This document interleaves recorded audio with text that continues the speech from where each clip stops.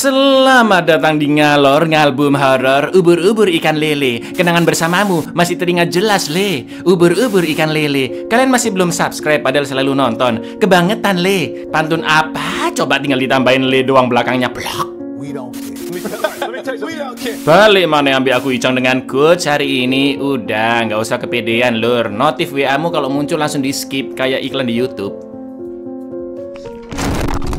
Kali ini kita akan mengalor film horor lokal yang cakep sih, Lur. Asli, udah lama ya kan kita nggak ngalorin film Indo, yaitu Do You See What I See tahun 2024. Mengisahkan seorang mahasiswi berumur 20 tahun bernama Mawar yang mulai bersikap aneh setelah pulang dari ziarah ke makam kedua orang tuanya.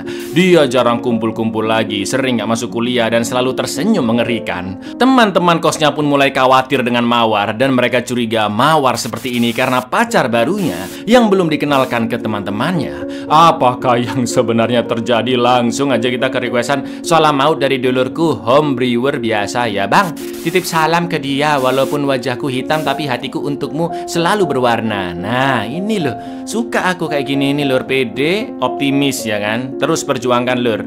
Anda jangan cuma titip-titip salam tapi nggak ada action Anda. Monggo sketsakan. Pada tahun 1986, film diawali dengan pria, sebut saja Paijo, sedang menggali kuburan seseorang yang meninggal pada Selasa Legi. Paijo pun membawa mayat di dalam kuburan itu dengan gerobak ke rumahnya. Lalu dia melakukan suatu ritual, dimulai dari menyiapkan sesajen, meletakkan kertas-kertas mantra, menyiram air kembang tujuh rupa, membuka tali pocongnya, dan disimpan di dalam kotak. Lalu diakhiri dengan Paijo yang membaca mantra. Di saat yang sama ada seorang gadis mengintip dari celah pintu dan melihat semua proses ritual tersebut, Lur. Inilah, apakah kamu melihat apa yang aku lihat?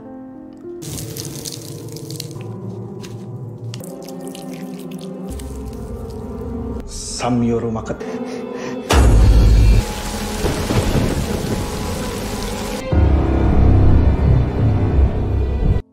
10 tahun kemudian, tepatnya di tahun 1996, seorang mahasiswi di salah satu universitas Depok bernama Mawar diberi kejutan ultah ke-20 oleh kedua sohibnya, yaitu Faye dan Kartika, yang memberikan kue juga kado gaun yang cantik. Mawar yang begitu merindukan mendiang kedua ortunya, sore itu ziarah ke kuburan mereka yang lokasinya sangat jauh dari kampus, Lur, dan berada di dalam hutan. Sesampainya di area makam, ternyata makam tersebut adalah makam yang sama seperti scene di awal film. Bapaknya Mawar bernama Suryo yang meninggal pada tahun 1991 atau 3 tahun setelah kematian istrinya yang bernama Siti, dan makam mereka ditumpuk gitu, Lur, jadi satu. Mawar curhat jika hari itu dia ultah ke-20 dan sangat merindukan bapak ibunya. Begitu pula dengan adiknya Melati yang juga sangat rindu mereka, namun tidak bisa ikut karena sibuk urusan kuliah di kota lain. Mawar pun menangis ketika teringat ibunya yang dulu selalu membuat kue setiap ada yang ulang tahun, dan belum pernah ada kue seenak buatan ibunya lagi. Selain itu, Mawar juga izin pacaran karena udah berumur 20 tahun dan berharap bisa mendapatkan pria yang baik-baik, perhatian juga selalu ada untuknya. Mawar kangen, Melati Ugi kangen kalian. Wes oleh sedih-sedih. Kalau ada yang ulang tahun, ibu selalu membuat kue. Kalau pacaran gimana? 1 tahun. Sekarang Gepa yang perhatian dan selalu ada. Amin. Setelah itu angin pun berhembus kencang sampai lonceng bambu di makam berbunyi. Lalu setelah pamit pulang ke kosan serta mencium nisan kedua orang tuanya, Mawar yang baru keluar gerbang makam seperti mendengar langkah kaki yang mengikutinya, dan dia pun dikejutkan oleh seekor anjing yang menggonggong, namun langsung pergi begitu saja.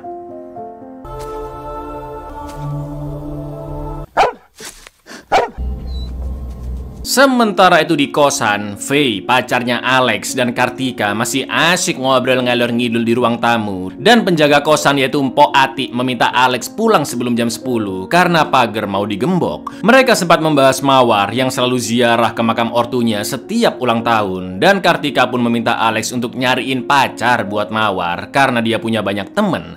Tak lama kemudian Mawar pun pulang dan terlihat dia senyum-senyum sendiri, bahkan tercium aroma parfum yang semriwing, Lur. Jelas teman-temannya pun tahu Mawar diantar cowok pulang ke kosan. Begitu masuk ke kamar kosannya, Mawar pun masih senyum-senyum. Lalu dia mengambil pita merah pemberian pria yang baru dia kenal. Ih, Mawar pakai minyak wangi. Dulu cerita dulu, Mawar.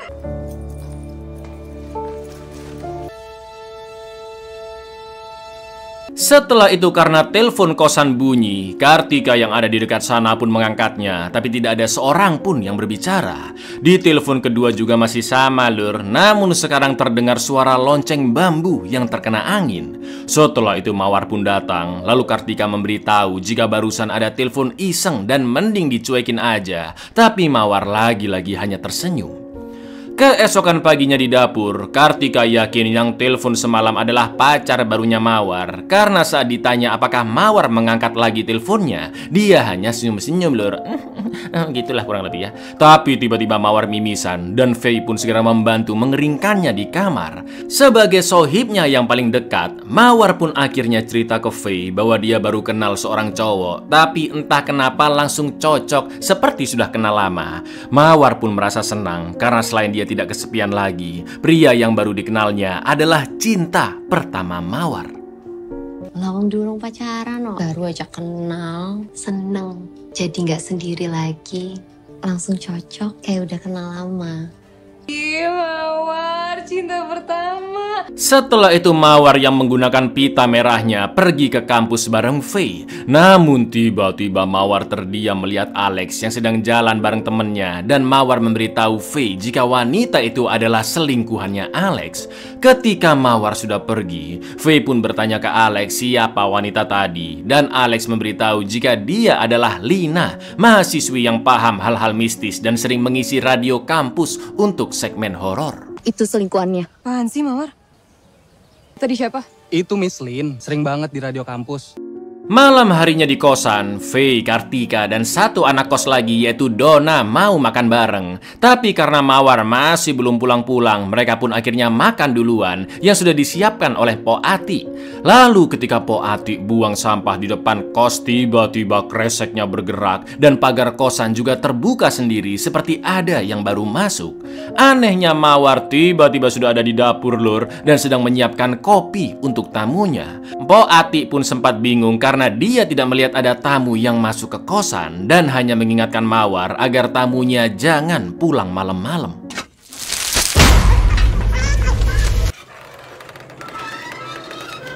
Sini saya bantuin non. Gak perlu untuk tamu saya. Non pulangnya jangan malam-malam ya.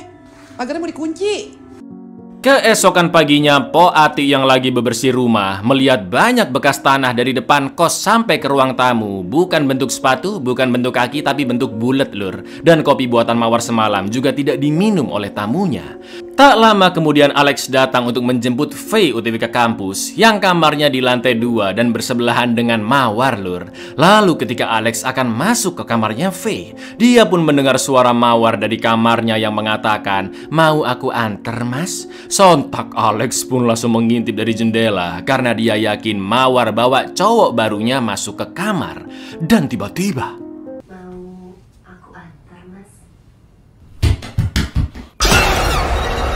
Alex pun terkejut karena melihat sepasang mata melihatnya dari jarak sangat dekat. Setelah Faye keluar, Alex langsung mengajaknya segera pergi ke kampus. Namun sebelum itu Faye sempat mengingatkan Mawar untuk mampir ke radio kampus sesuai janji mereka yang mau nyamperin Kartika siaran. Akan tetapi Mawar hanya terdiam dengan tatapan marah tanpa mengucapkan sepatah kata pun dan langsung menutup pintunya. Cabut yuk. Kenapa kamu? Nggak apa-apa.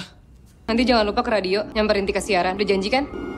Saat Kartika siaran di jam makan siang dan masuk ke segmen titip-titip salam, lagi-lagi ada yang menelpon dan terdengar suara lonceng bambu. Sampai akhirnya si penelpon menyebutkan namanya yaitu Restu yang titip pesan ke Mawar yaitu jaga terus janji kita.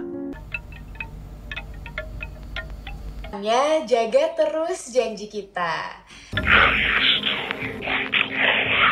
Seselesainya siaran, Faye curhat ke Kartika tentang Mawar yang semakin bersikap aneh, tidak menepati janji, jarang ngumpul-ngumpul lagi, dan sering pulang malam. Kartika juga memberitahu jika tadi ada penelpon bernama Restu yang titip pesan ke Mawar, dan Kartika yakin Restu adalah cowok atau mungkin pacar barunya Mawar. Karena penasaran siapakah sosok Restu, mereka pun bertanya ke anak-anak jurusannya Mawar yang kebetulan papasan, namun mereka mengatakan bahwa tidak ada yang bernama Restu di jurusan mereka, dan ternyata Mawar juga sudah 2 hari tidak masuk kuliah. Lihat Mawar nggak? Udah 2 hari nggak masuk. Datang lagi sih di kampus. Malam itu Mawar berdandan cantik dengan pakaian anggun serta pita merah pemberian restu.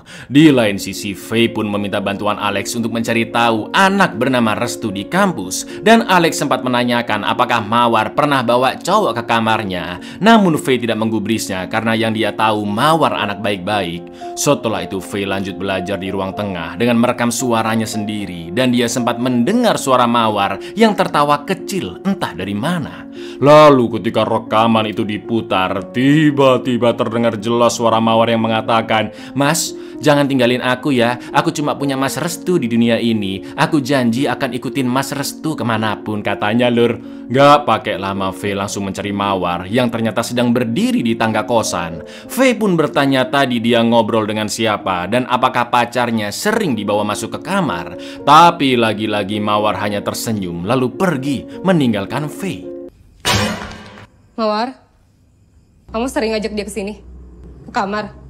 Kamu ngobrol sama siapa tadi? Pintu depan udah dikunci. Esok harinya di kampus, Faye pun menunjukkan suara dari rekamannya ke Kartika. Dan ternyata Kartika sudah mencari tahu semua anak bernama Restu di kampus mereka. Yang pertama adalah anak sastra dan sudah punya pacar. Yang kedua adalah cewek, yaitu Restu Wulandari. Dan yang terakhir udah di DO atau dikeluarin dari kampus sejak 2 tahun lalu. Jadi bisa disimpulkan bahwa Restu, si pacar barunya Mawar, pastinya bukan anak dari kampus mereka.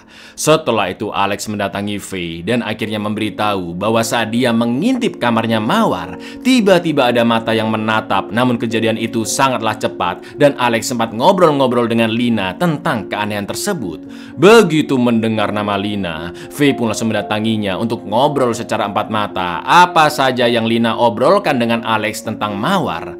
Lina pun mengaku jika dia hanya membantu membersihkan Alex setelah Alex melihat kejadian janggal di kamar Mawar. Lalu Faye pun menceritakan jika dia juga merasa aneh dengan Mawar akhir-akhir ini sejak kepulangannya dari ziarah ke makam ortunya. Dan Faye teringat jika saat itu Mawar sedang datang bulan. Setelah itu Lina pun menerawang dengan memejamkan matanya dan dia melihat ada seonggok kotak kayu yang dimiliki Mawar. Dan Faye bisa mencari petunjuk dari kotak tersebut. Karena menurut Lina, mungkin saja Mawar ketempelan atau ada seseorang yang berbuat jahat kepadanya. Waktu itu dia cerita dia melihat sesuatu, aku bantu membersihkan dia. Dia kesana sore-sore, padahal udah kita ingetin. Waktu itu dia bulan berubah semenjak dia punya pacar. Dia balik dari makam orang tuanya. Dia ketempelan atau ada orang bilang tidak baik sama dia. Melihat tuh kotak kayu dari nyari kotak itu. Sepulangnya ke kosan, mumpung Mawar lagi pergi, Faye pun pinjam kunci serep kamar Mawar ke Mpok Ati dengan alasan mau ngambil barang yang ketinggalan. Begitu masuk ke kamar Mawar, alhamdulillahnya Faye menemukan kotak kayu tersebut dan segera mengambil pita merah di dalamnya. Namun tiba-tiba Mawar sudah datang ke kamar dan Faye langsung mengatakan jika dia khawatir dengan pacar barunya Mawar karena Mawar juga baru kenal dan bisa jadi dia cowok nggak bener. Sambil mengelus-elus rambutnya, Mawar pun menjawab jika nama pacarnya yaitu Restu dan orangnya baik. Faye sempat melihat darah keluar dari telinga Mawar, akan tetapi Mawar pun langsung mengusirnya. Emangnya kamu sendiri benar-benar kenal sama dia? Latar belakangnya kayak gimana? Jenenge Mas tuh, wonge ape. Kita cuma nggak pengen kamu pacaran sama cowok nggak bener. Keluar telinga kamu. Gak usah ngurusi aku. Sejak Faye mengambil pita merah itu, anak-anak kos pun mulai dihantui. Pintu kamar Kartika diketok-ketok dan menutup sendiri. Donna yang habis cuci muka, anduknya tiba-tiba penuh tanah. Sedangkan Faye yang mau tidur, selimutnya juga dipenuhi tanah. Bukan hanya itu lur, Faye yang juga mau menunjukkan pita merah itu ke Kartika, tiba-tiba dikejar oleh sosok tak kasat mata dan hanya terlihat bercak tanah saja di lantai. Siapa?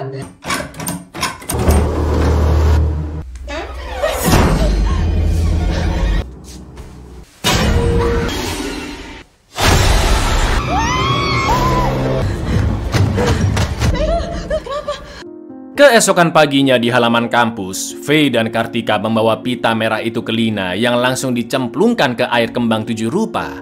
Menurut Lina, Mawar sudah ketempelan makhluk gaib dan karena mereka ingin tahu seperti apakah sosok makhluk itu, Lina pun memberikan cara untuk melihatnya yaitu dengan menaburkan daun kelor basah di kosan.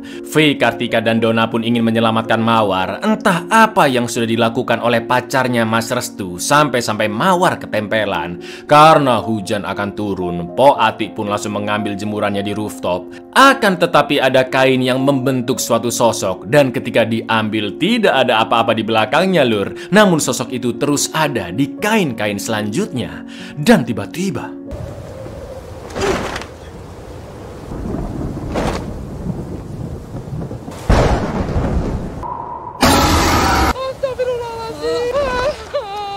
mereka bertiga pun menenangkan Po Ati ke dapur dan diberikan minum. Ternyata saat itu Mawar sedang ada di sana dan lagi-lagi membuatkan kopi untuk pacarnya. Donna yang merasa Mawar ketempelan karena disantet oleh pacarnya pun meminta Mawar untuk sadar karena makhluk goib itu sampai mengganggu Po Ati. Faye juga ingin bertemu dengan pacar Mawar karena mereka semua peduli dengannya. Akan tetapi Mawar mengatakan jika Mas Restu adalah cowok baik-baik, malam itu dia akan datang dan mereka bisa bertemu dengan Mas Restu, Lur. Cowok kamu tinggal bener, Mawar. Ini liat Poti jadi kayak gini. Kalau gitu bisa kita semua ketemu sama dia. Karena kita peduli sama kamu. Cowok kamu itu... Mas Restu, cowok baik-baik. Malam ini dia datang.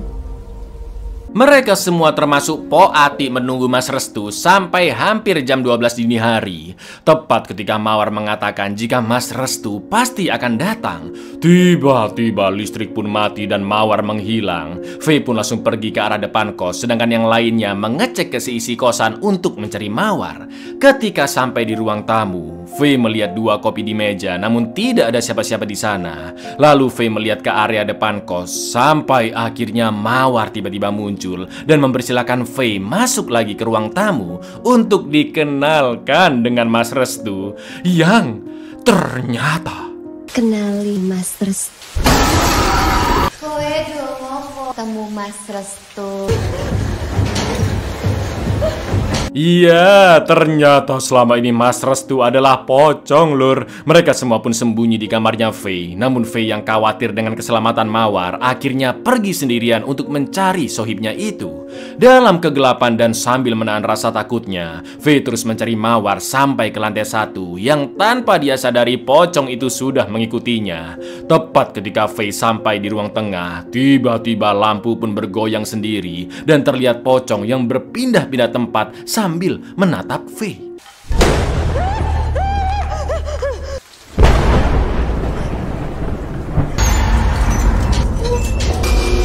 Untungnya Kartika datang menyusul Faye dan mereka menemukan Mawar di depan kos yang tiba-tiba hampir pingsan.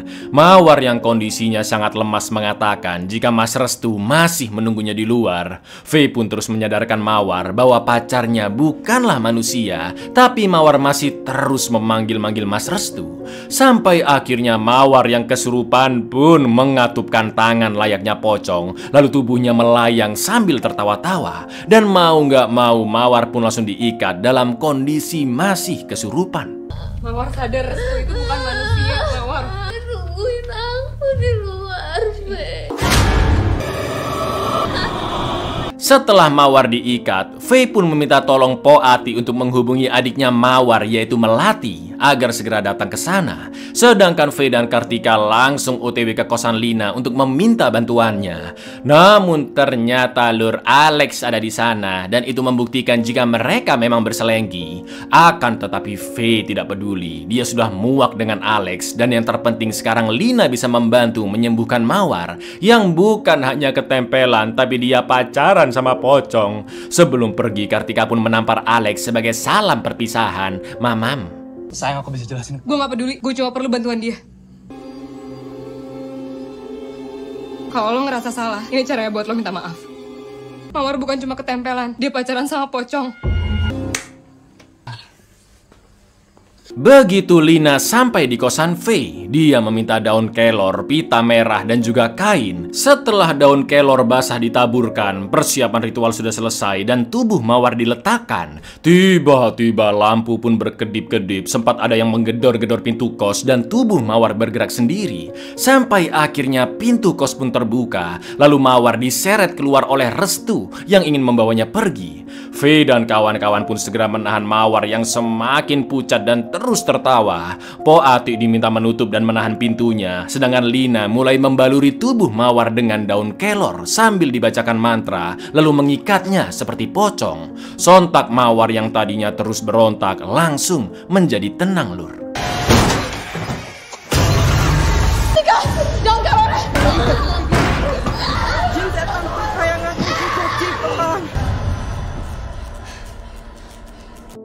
Keesokan paginya, Faye yang terbangun dari tidurnya begitu terkejut melihat dirinya sendiri sudah meninggal dan dikelilingi oleh teman-temannya yang membaca doa, termasuk Mawar. Namun ternyata itu hanyalah mimpi buruk, ya kan? Dan saat terbangun, Mawar yang tadinya ada di sofa tiba-tiba menghilang. Tak lama kemudian Melati pun datang dan Faye menceritakan semuanya. Mulai dari Mawar yang bersikap aneh sejak pulang dari ziarah ke makam ortunya, Mawar yang pacaran dengan pocong, dan sekarang Mawar telah menghilang. Lina yakin keluarga Mawar dan Melati ada hubungannya dengan pocong itu, dan kemungkinan sekarang Restu ada di rumah keluarga mereka, juga sudah membawa Mawar ke sana. Saat itu juga mereka OTW ke rumah keluarga Mawar dan Melati yang diantar oleh Alex, sedangkan Donna diminta menjaga Po Ati di kosan. Yakin gak mau aku ikut? Lo di sini aja ya, jagain Po Ati. Udah gunanya juga lo, Nyet. Mas, jalan Mas. Setelah menempuh perjalanan jauh, sampailah mereka di rumah keluarga Mawar Melati yang sudah lama terbengkalai. Alex diminta menunggu di mobil dan boleh masuk kalau mereka nggak balik-balik. Sedangkan Faye and the gang mulai mencari Mawar di seisi rumah. Sampai akhirnya mereka pun menemukan sebuah ruangan yang ditutupi oleh banyak barang-barang bekas. Dan ketika dibuka, Lur, Itu ruangan apa?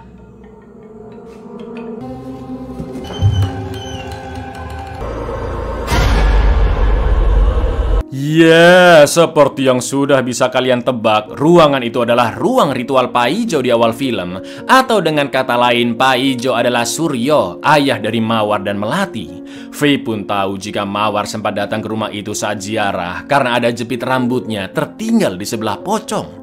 Melihat mantra-mantra di sana, Lina pun mengatakan jika Suryo telah melakukan ritual pesugihan dengan mediumnya yaitu pocong untuk mendapat kekayaan dan kemakmuran. Di mana ritual pesugihan seperti itu, sosok pocong yang digunakan akan terus mengikuti orang yang ditempel selama 1000 tahun, Lur. Sedangkan pelaku pesugihannya alias Suryo harus dikubur di tempat yang sama dengan pocong tersebut. Itu artinya makam Suryo dan Siti sekarang adalah makam yang dulunya digunakan oleh Restu. Melati pun terkejut mendengarnya karena yang dia tahu bapaknya adalah orang baik-baik. Menurut Lina, satu-satunya cara untuk menyelamatkan Mawar adalah dengan mengembalikan jasad Restu ke kuburannya. Lalu tiba-tiba tangan dan kaki mereka berempat mengatup seperti pocong. Untungnya Alex pun datang dan dia disuruh segera mengikat kepala Restu dengan pita merah di saku Faye yang ternyata selama ini adalah tali pocong kepala Restu.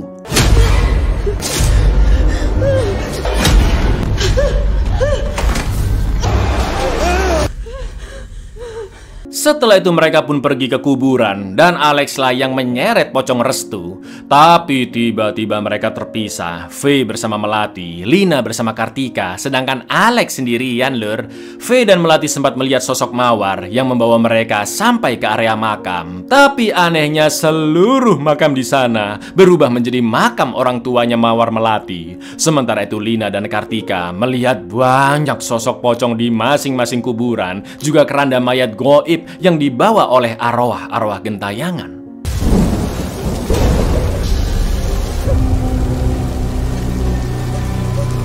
Jangan lihat kiri.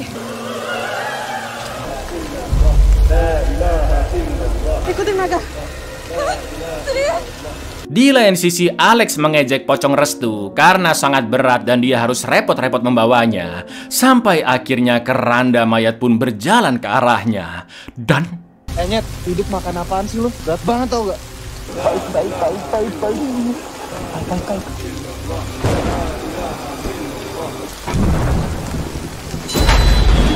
VDKK yang mengikuti keranda mayat pun akhirnya bertemu kembali dan mereka akhirnya menemukan makam Suryo Siti berkat bantuan arwah-arwah baik keranda mayat yang memberi petunjuk. Setelah makam digali, ternyata Mawar ada di dalam sana, tepatnya di atas jasad kedua ortunya.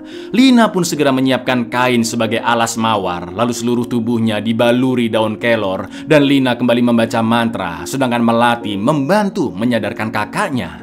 Di saat yang sama, Alex dan Kartika mengembalikan pocong Restu ke kuburannya bersama dengan jasad Suryo Siti, dan tak lupa tali pocongnya pun dibuka. Lalu tiba-tiba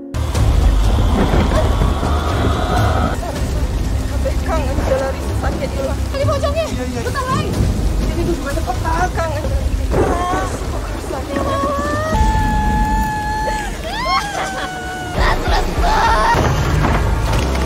Mawar dan Restu seolah-olah tidak ingin terpisahkan. Mawar segera ditahan, sedangkan Restu lanjut dikubur agar arwahnya bisa segera tenang. Sampai akhirnya Aku butuh ayah sama kamu.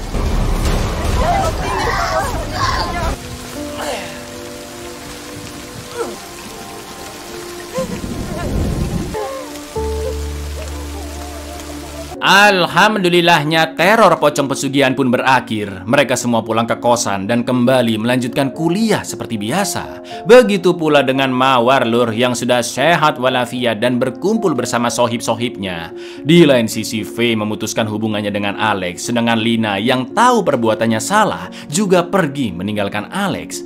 Hari demi hari pun dilalui Mawar dengan begitu bahagia. Namun tanpa diketahui oleh teman-temannya, sebenarnya Mawar masih memikirkan Restu. Pada suatu malam, Mawar pun memasukkan surat ke masing-masing kamar teman-temannya, dan betapa terkejutnya mereka saat membaca surat itu keesokan paginya, di mana Mawar mengucapkan terima kasih atas kepedulian teman-temannya yang tidak mau membiarkan Mawar jatuh cinta dengan sosok yang salah. Namun Mawar mengatakan bahwa cinta itu tergantung siapa yang melihatnya. Mungkin teman-temannya melihat cintanya salah, tapi Mawar menganggap cinta yang dirasakannya benar-benar nyata dan berharap teman-temannya juga bisa melihat apa yang dia lihat. Betul sekali lur, Mawar memutuskan untuk bundir karena begitu terpukul kehilangan Restu dan berharap bisa hidup bersama sang kekasih di alam sana. Tapi gimana kalau benar memilih cinta ini? Andai saja apa yang aku lihat.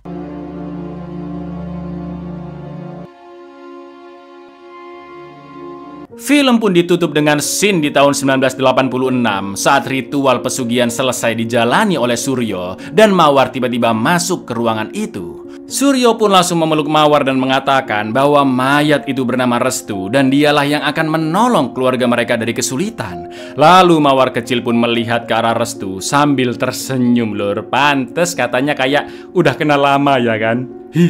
Dia yang akan menolong keluarga kita.